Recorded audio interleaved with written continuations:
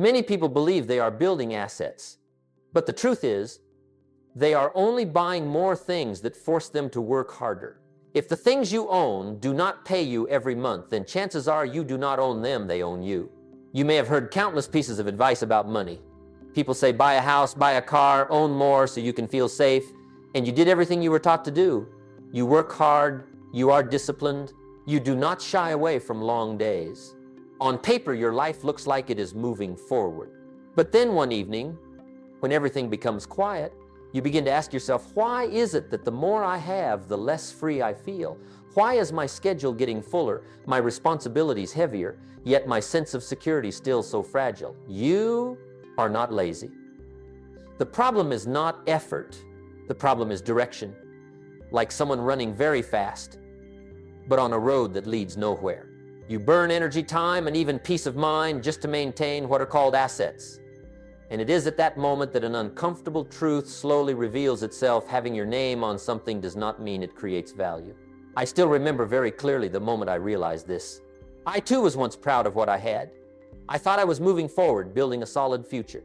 But when I sat down and looked straight at reality, I saw that the things I called assets were not working for me at all. They took my time, they demanded my attention, and in return, they did not give me freedom. That was when I understood something important. Many people are not lacking assets. They are lacking awareness of assets. In today's video, I want to help you untangle this core misunderstanding. We will talk about why society makes us believe we are progressing when we are not, what real assets actually are, and the difference between accumulating for a sense of safety and building for long-term freedom. And you should stay until the end of the video, because the final principle will be a key that can completely change how you see money, value, and your own path forward. Principle 1, most people confuse ownership with progress. There is a very common misunderstanding that I have observed for many years and that I myself once made. It is when people begin to equate ownership with progress. We look at what we have and tell ourselves, I'm fine. I'm building a future. But the truth is not always that way. You can own many things. You can have your name on a house, a car, some valuable possessions. You can have a stable job, a busy schedule, and a life that looks admirable. But I want you to pause for a moment and ask yourself, are those things actually bringing you closer to freedom, or are they simply making you busier maintaining them? Many people think that when they have something new, they have taken a step forward. But having does not mean owning, and owning does not mean creating value. Real progress is not measured by how many things are in your name, but by how much those things work for you. I used to think differently. There was a period in my life when I also believed that every new purchase meant I was moving up. I worked harder, earned more money, and gradually accumulated what society calls success. But then one evening, when everything became quiet, I began to look back. I looked at my time. I looked at my energy. And I realized something I could not ignore. My life was not getting lighter, it was getting heavier. I was not lazy, I was not lacking discipline. But the more I had to work just to stay in the same place. That was when I understood that I had confused motion with progress. Motion is just busyness. Progress is when each step takes you closer to the life you truly want. Imagine this, you are running on a treadmill. You are running fast. You are sweating. You are exhausted. Others look at you and think you are moving forward. But if the treadmill is not going in the direction you want, no matter how fast you run, you are still standing still. Many lives are unfolding this way. Society teaches us how to have more, but rarely teaches us how to evaluate the value of what we have. People teach you to work hard, but not to think long term. They encourage you to consume, but not to design your life. And as a result, many people wake up every morning with a packed schedule, but no clear direction. And I learned an important lesson. Being busy is not a sign of success. Many people are busy because they are trying to maintain a lifestyle that does not serve their freedom at all. They work to pay for what they have bought instead of building things that will pay them back in the future. When you confuse ownership with progress, you begin to measure your life by the wrong standards. You ask, how much do I have, instead of what is what I have creating. You compare yourself to others on the surface instead of in depth. And gradually you fall into a very dangerous illusion, the illusion that you are moving up, when in reality you are just standing still very busily. I made that mistake and I paid for it with time. But from that awakening, I began to change my questions. I no longer asked, what do I have more of, but does this bring me closer to freedom? That question changed how I saw money work in life. And here's what I want you to reflect on. If today you stopped working for a period of time, would your life move forward or stand still? If the answer is stand still, then chances are you own many things, but you do not truly own your direction. And this is only the beginning, because when people confuse ownership with progress, they often turn to something else to reassure themselves a sense of safety. But that very sense of safety is the most subtle trap of all, which I will share with you in the next principle. Principle 2, why we love the illusion of financial safety. After people confuse ownership with progress, they often turn to something else to reassure themselves.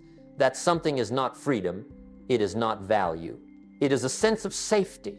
And this sense of safety, if not properly understood, becomes the most subtle trap in your entire financial journey. People do not hate hard work. What they truly hate is uncertainty. We want to know what tomorrow will look like. We want to believe everything is under control. And so anything that gives us a feeling of stability is easily accepted, even celebrated. A steady job, a loan paid on time, a house in your name, a life that looks safe. But I learned this, safety is only a feeling, not a guarantee. Many people are clinging tightly to that feeling of safety while the foundation underneath is extremely fragile. I have watched many people live their entire lives in a familiar pattern. They wake up on time, they work hard, they pay every bill on time, and each time they reach a certain milestone, they breathe a sigh of relief, I'm okay now. But year after year, their lives do not expand, they only repeat. You see, the feeling of safety is highly addictive. It makes you believe you do not need to change much. It whispers, don't take risks, don't think differently, don't step off the beaten path. And slowly it causes you to trade long-term freedom for short-term comfort. Imagine you are living in a house that looks very solid. Thick walls, closed doors, everything is quiet. But if the foundation of that house is weak, one small external change can make everything shake. Many lives are built this way, stable on the outside, lacking a value-generating foundation on the inside. Society unintentionally reinforces this illusion. People praise you when you are stable. They feel relieved when you do nothing different. But rarely does anyone ask, is this life taking you where you truly want to go? And so many people choose safety not because it is right, but because it is accepted. I once believed safety was the destination. I thought, as long as nothing collapsed, that was enough.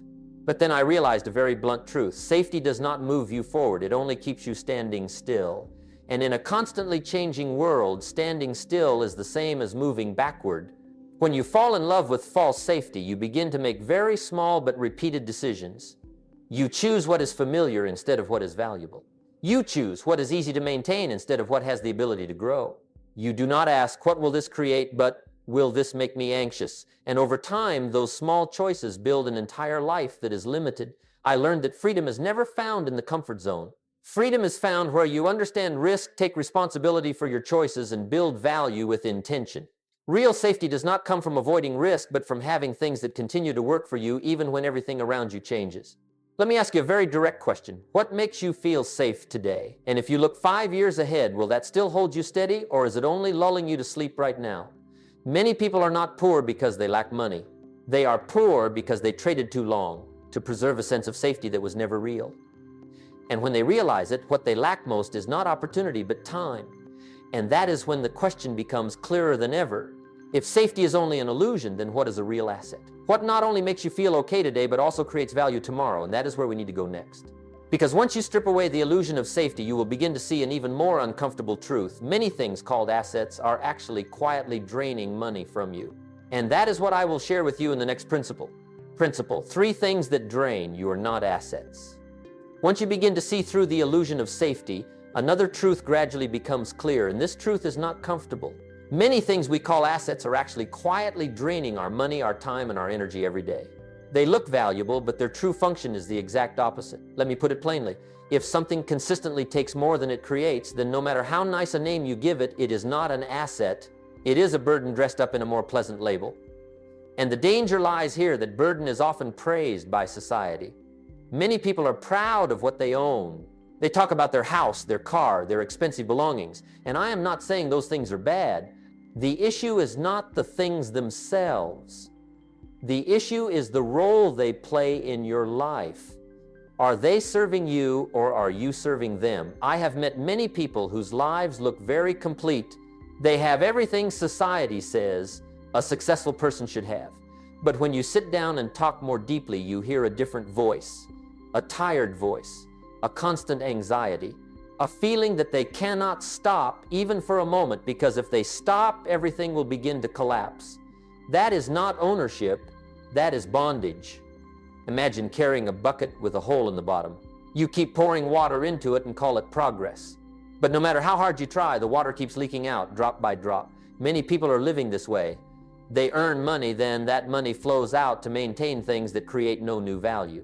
And they call that loop life. One very clear sign that something is not an asset is when it demands your constant attention but does not give you proportional freedom. You have to think about it every day. You have to work to keep it. You have to worry to protect it. But it does not work for you when you rest. It does not create value, flow while you sleep. And over time, you begin to feel exhausted, not because you are not trying, but because you are trying for the wrong things. I have been there. I once looked at what I had and thought I was on the right path, but then I asked myself a very simple question. If today I stop working, what will these things do for me? The answer forced me into silence. Because I realized that most of what I called assets existed only because of my constant presence. They did not create value, they consumed me. And that was when I understood something important. Real assets do not require you to be present all the time. They are built with thinking, discipline, and value, not with non-stop presence. When something exists only because you keep pouring time and energy into it, you do not own it. You are feeding it. Many people confuse emotional value with economic value. Something may give you pride, a sense of achievement, or a feeling that you have made it. But feelings do not pay bills. Feelings do not buy back time. And feelings, if not controlled, will lead you very far away from freedom. I'm not saying you must give up everything. I am saying you must be honest about the role each thing plays in your life. Call things by their real names. When you do that, you will no longer be fooled by pretty labels. You will begin to ask the right questions. What is this creating? Is it expanding my life or shrinking it? And here is the question I want you to reflect on, the thing you protect every day. Is it protecting your future, or is it simply keeping you locked in a familiar loop, safe but not moving forward? Because once you are brave enough to admit that some things are draining you, you will be ready for the next step. You will begin to search for the one thing that makes an asset, a real asset, not appearance, not feeling, but a very specific function. And that is exactly what I will share with you in the next principle, a principle so simple that many people overlook it, yet it is the foundation of all lasting financial freedom. Principle 4, a real asset has only one job. Once you are awake enough to admit that some things are quietly draining you, you begin to ask a very different question. It is no longer what do I have or what have I achieved, but a more direct, simpler, and harder to avoid question. What should a real asset actually do for me? The answer, if you are willing to hear it, is remarkably short. A real asset has only one job. It must create value for you consistently when you are not present. No detours, no emotion, no impressive titles, just one clear function. Many people do not struggle because they are not intelligent. They struggle because they use the wrong standards to evaluate the things in their lives. They look at appearances, they look at feelings, they look at whether society applauds them. But assets are not measured by admiration, they are measured by the results they produce. I had to learn this lesson the hard way. For a time, I was also caught up in judging success by what looked right. I believed that as long as I was busy, as long as everything was still functioning, I must be on the right path. But then I realized that busyness does not pay you, results do. Let me be very clear. If something requires your constant presence just to exist, then you are working for it. If something stops functioning the moment you stop, it is not an asset. It is a job cleverly disguised. A real asset keeps working even when you are not. You can call it cash flow. You can call it recurring value. You can call it whatever term you like. The essence does not change. A real asset produces results independently of your presence. And that independence is the foundation of freedom. Many people push back on this idea by saying, but everything needs maintenance. That is true. But there is a huge difference between maintaining something to optimize it and maintaining something just to keep it alive. When you must constantly pour time and energy in just to prevent collapse, you are trapped. When you only need to guide and adjust, you are an owner. Imagine planting a tree. At first, you must water it, protect it, and be patient. But at some point, if the tree is healthy, it grows on its own. It bears fruit. It continues to give even when you are not standing next to it every day. A real asset works the same way. It requires the right thinking at the beginning, not your permanent presence. I have seen many people confuse hard work with lasting value. They are proud because they work more than others. But working more does not mean building correctly. You can work extremely hard to maintain the wrong structure. The result is more exhaustion, not more freedom. When you understand that a real asset has only one job, your decisions begin to simplify. You are no longer pulled by emotion. You are no longer convinced by appearances. You ask one clear question: what will this create for me in 5 years? If there is no concrete answer, then you already have your answer.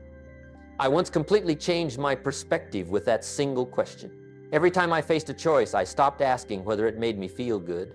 I asked whether it would continue working for me when I was not present. That question removed many things from my life and at the same time made space for what truly mattered. And here's what I want you to reflect on right now in your life. How many things truly work for you, and how many exist only because of you? The answer is not meant to judge, it is meant to clarify. Because clarity always comes before freedom. Once you see things through the right lens, you realize the problem is not a lack of opportunity. The problem is that society taught us how to buy before it taught us how to build. People praise buying, but very few talk about building, because building requires patience, discipline, and long-term vision. And that is where we must go next. Because once you truly understand the single job of a real asset, the next question naturally appears: why does society encourage buying more than building value? And the answer to that question will help you escape a very familiar trap that most people never even realize they are in. Principle 5, why society rewards buying, not building. Once you understand that a real asset has only one job, you begin to notice something strange. Society does not encourage you to build such things. Instead, society promotes a different behavior: buying faster, buying sooner, buying to feel like you have achieved something. This does not happen by accident. Society functions more smoothly when people consume more than they think. Buying is easy to measure. You can see it. You can show it off. You can attach a clear timestamp to it. Building is different. Building happens quietly. It is slow. It requires patience. And for a long time, there's nothing to prove you are on the right path. People do not like that silence. They like the feeling of completion. They like recognition. And buying delivers an immediate psychological reward. You buy something and instantly you feel like you have moved forward. That feeling is pleasant. It is reassuring. It tells you everything is okay. But I learned that the feeling of progress is not real progress. Building value does not give you instant satisfaction. In fact, in the early stages, it often makes you feel like you are falling behind. You work, you think, you plant seeds, but there is nothing to show. And in a society that rewards appearances, that is uncomfortable. Imagine two people starting at the same time. One buys things that look successful. The other quietly builds something no one understands yet. In the early years, the buyer is praised. The builder is questioned. But eventually, when results begin to appear, everything reverses.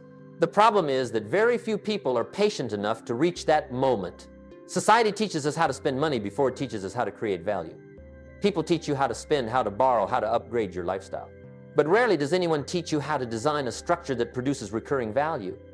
And as a result, many people reach adulthood without a single system working for them. I have observed this very clearly. The people who receive the most praise are often not the ones building consistently, but the ones displaying success most convincingly.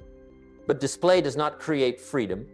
Display creates pressure to keep displaying, and that pressure forces you to buy more to maintain the image. When society rewards buying, it quietly pushes people away from building, because building requires you to accept looking unsuccessful for a long time. It forces you to endure doubt. It demands faith in unseen value, and that goes directly against the human desire for recognition. I learned that the most important things are rarely applauded while you are doing them. You are not praised while you are planting seeds. You are only praised once the tree bears fruit. And if you need praise to continue, you will quit before results appear. Building requires a different kind of discipline, the discipline to work in silence, the discipline to not need immediate recognition, the discipline to understand that value is created over time, not by emotion. And because of that, building is never the crowd's choice. When you begin to understand how society works, you stop comparing yourself to what others are buying. You no longer feel behind just because you do not have what they have. You begin to measure your life by what you are building, not by what you own.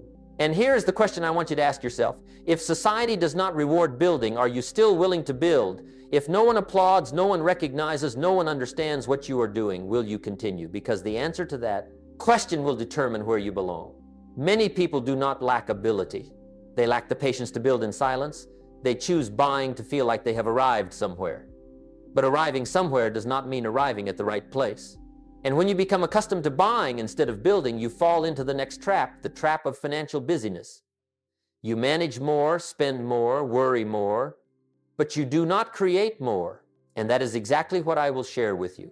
Principle 6, the trap of financial busyness. After society teaches people to buy more than build, an almost inevitable consequence appears. People become financially busy but make no progress toward freedom. And this trap is so subtle that many people remain stuck in it for their entire lives without ever realizing it. Busyness looks like progress. It gives you the feeling that you are doing something right. Packed schedules, long to-do lists, bills paid on time. Everything seems under control. But I learned an important lesson. Busyness only tells you that you are coping, not that you are building. Many people manage many things. They manage expenses. They manage titled assets. They manage responsibilities. But managing does not mean creating. You can become an excellent manager of a structure that does nothing for your freedom.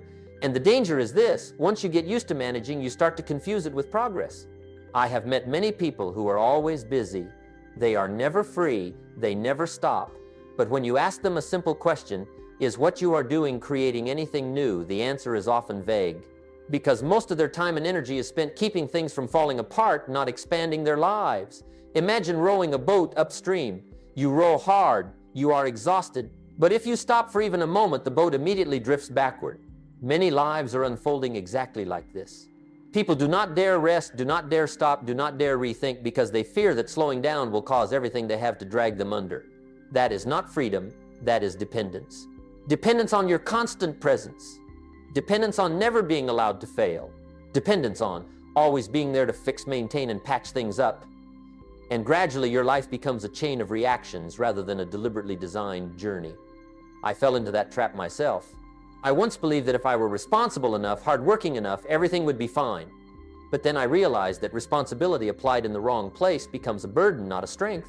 You can be deeply responsible for the wrong things, and that will keep you stuck for a very long time in a life that does not match your potential.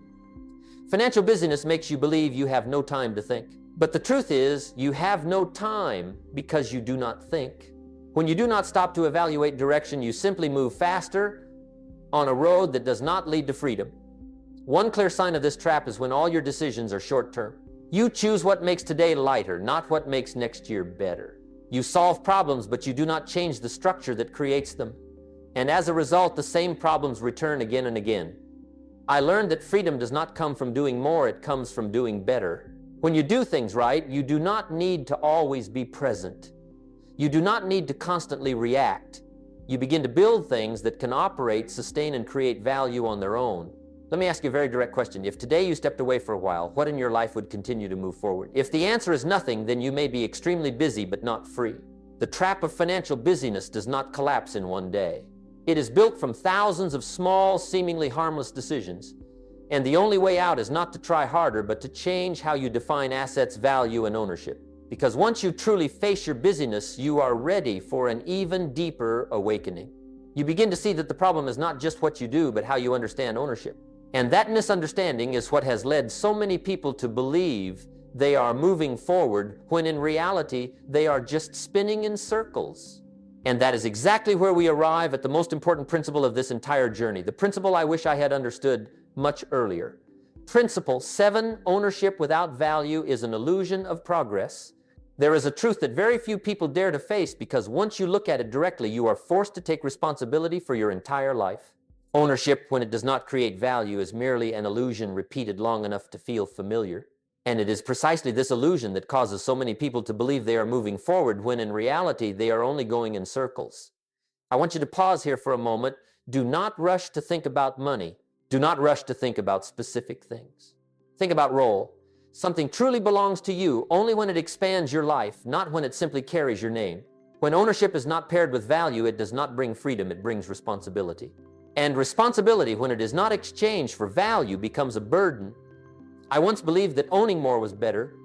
I once believed that every item under my name was a step forward, but then I realized something very blunt. Life does not reward the list of things you own, it rewards the value you create. When you confuse those two, you begin measuring your life by the wrong standards. Imagine you are climbing a mountain. You climb diligently. You sweat. You overcome many difficult stretches. But if you are climbing the wrong mountain, then every step forward only takes you farther from where you should be. Many people are living exactly like this. They do not lack effort. They lack clarity about value. Ownership does not create progress.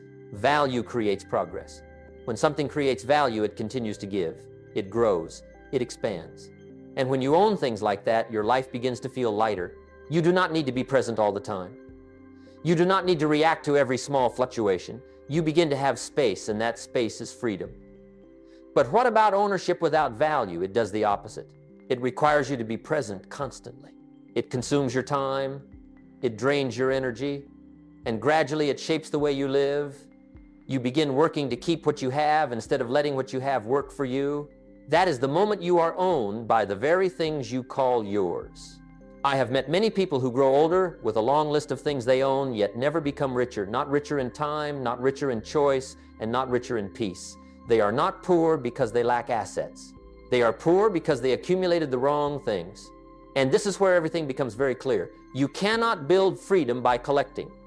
Freedom does not come from accumulation. Freedom comes from design. Designing how you create value.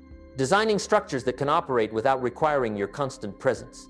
Designing a life where value comes before ownership, not the other way around. When you understand this, you begin to change your questions.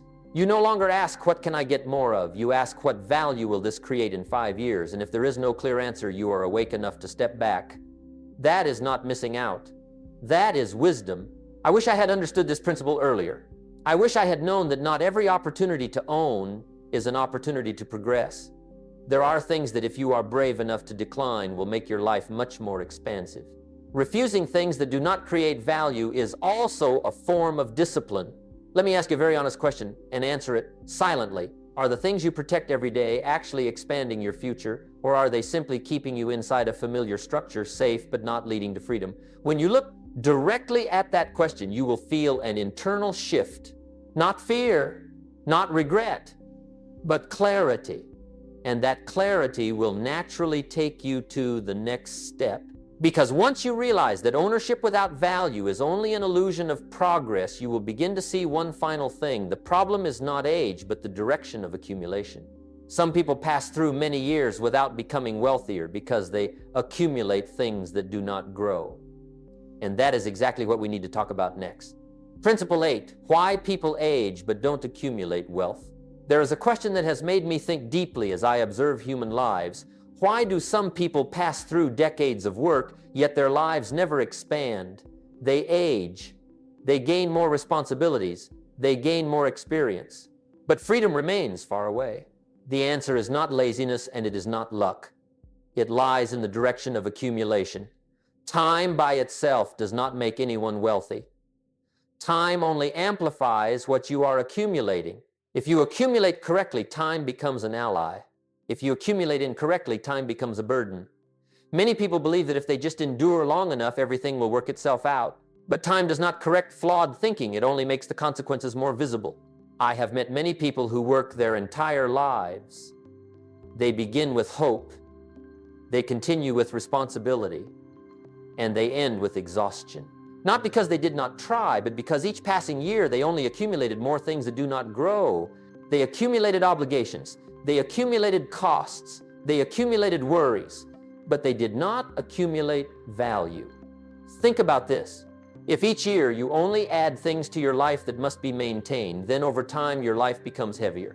You have to do more just to stay in the same place. Many people call that maturity, but that is not progress.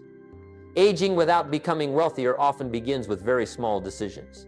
Decisions that seem reasonable at the time, safe choices, compromises with familiarity. And because those decisions do not create immediate consequences, people continue repeating them until one day they look back and realize they have gone very far, but not in the direction they wanted. I once believed that experience itself was a kind of asset. But then I understood that experience only has value when it is transformed into correct thinking. If you repeat the same year 10 times, you do not have 10 years of experience, you have 1 year repeated 10 times. And many people are living exactly like that. One of the quietest tragedies is when people become accustomed to accumulating without questioning. They accumulate because everyone else does. They accumulate because it is the familiar path. But they never stop to ask, do these things grow over time? And without growth, there is no freedom. I want you to look at your life differently. Do not look at the years that have passed. Look at what has been accumulated during those years. If most of what you have today exists only because you continue working, continue showing up, continue managing, then time is not on your side. It is revealing the flawed structure you have built. Wealth is not the result of age. Wealth is the result of accumulating things that have the ability to grow.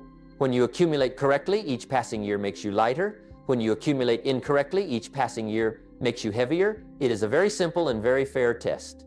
I have seen very young people whose lives are already expansive, not because they are lucky, but because they accumulated value early. And I have also seen people who work their entire lives yet still cannot stop, not because they failed, but because they accumulated incorrectly for far too long. And here's the question I want you to reflect on slowly. If you continue accumulating the way you are now for another 10 years, will your life expand or shrink? The answer does not need anyone else to know. It only requires honesty with yourself. Because once you realize that aging does not automatically lead to wealth, you will be ready for the final step. You will begin to clearly distinguish between two types of people, those who merely accumulate and those who know how to build. One collects out of habit, the other designs with vision. And that is exactly where we will end this journey at principle number 9, where I will help you clearly see the decisive difference between accumulators and builders and how to choose the right side for the rest of your life. Principle 9, accumulators versus builders. When you reach this point in the journey, a very clear distinction begins to emerge. Not between the rich and the poor, not between the intelligent and the unintelligent, but between two types of people, accumulators and builders. And the side you choose will determine the rest of your life. Accumulators live by inertia. They collect what society says is important. They add to their lives the things they are supposed to have. They accumulate responsibilities, accumulate costs, accumulate obligations, and then hope that one day it will all add up to freedom. But freedom is not the sum of what is accumulated. Freedom is the result of a structure that is designed correctly. Builders are different. They do not ask, what can I get more of? They ask, what am I building? They are not obsessed with owning more than others. They focus on creating things that have the ability to grow. And because of that, their lives expand over time instead of becoming tighter. Accumulators are often very hardworking. Do not misunderstand, they do not lack effort. But their effort goes into maintenance, maintaining a lifestyle, maintaining an image, maintaining a sense of safety. And over the years, they become very good managers of a life that does not lead to freedom. Builders are also hardworking, but in a different way. They take time to think before acting. They accept moving slowly at first in order to go far later. They understand that building always requires short-term sacrifice, and they are patient enough to endure it. Let me be very clear. Accumulators ask, does this make me look successful? Builders ask, will this continue to create value when I am not present? Those two questions create two completely different lives. Accumulators often live in a reactive state. They react to bills. They react to pressure. They react to the expectations of others. Their lives are a chain of problem-solving moments stitched together. And because they are always reacting, they rarely have time to design. Builders are proactive. They do not wait for problems to appear before acting. They build structures so problems no longer have control over them. They do not try to avoid difficulty, they try to build systems that prevent the same difficulties from repeating. I have seen many people accumulate their entire lives only to reach a point where they are too exhausted to change. Not because they cannot, but because the structure of their lives does not allow it. Everything they have requires them to keep showing up. And when you cannot leave, you do not truly own anything. Builders are different. With each passing year, they gain more options. Not because they are lucky, but because what they build frees time and energy. They are not bound by what they have. On the contrary, what they have opens paths for them. And here is the core point I want you to remember. You do not become a builder in one day. You become a builder through a series of very small but consistent decisions. You choose long-term solutions over easy ones. You choose value over feeling. You choose design over unconscious accumulation. Ask yourself this slowly. What are the things you are doing today, building for 5 years from now? Not for next week, not for next month, but for 5 years from now. The answer to that question matters more than any number. Accumulators live to maintain, builders live to expand. One side fears losing what it has, the other focuses on creating what does not yet exist. And that difference leads to two very different outcomes. You do not need to tear everything down to become a builder, but you do need to change how you see ownership, value, and progress. You need enough awareness to call things by their real names, and enough courage to stop accumulating things that do not grow. I do not know where you are in your journey, but I know this: anyone can move from accumulating to building if they start early enough or take it seriously enough. And the moment you make that choice, your life will no longer run on inertia. Because in the end, the question is not how much do you have, it is, are the things you have helping you move forward or holding you back? And that is the question I want you to carry with you as we move into the closing part of this video. When you look back at everything we have just discussed, I want you to remember one very important thing. The problem was never how many things you have. The problem is what those things are doing for your life. Many people spend their entire lives accumulating, hoping that one day it will all add up to freedom. But freedom does not come from addition. Freedom comes from the right choice, repeated long enough. When you choose ownership without creating value, you trade time for a sense of safety. When you choose to build value, you trade effort today for freedom tomorrow. You do not need to change everything overnight, but you do need to start calling things by their real names. What creates value, appreciate it, nurture it. What exists only because of you, face the truth about its role. That clarity does not take anything away from you, it gives you back choice.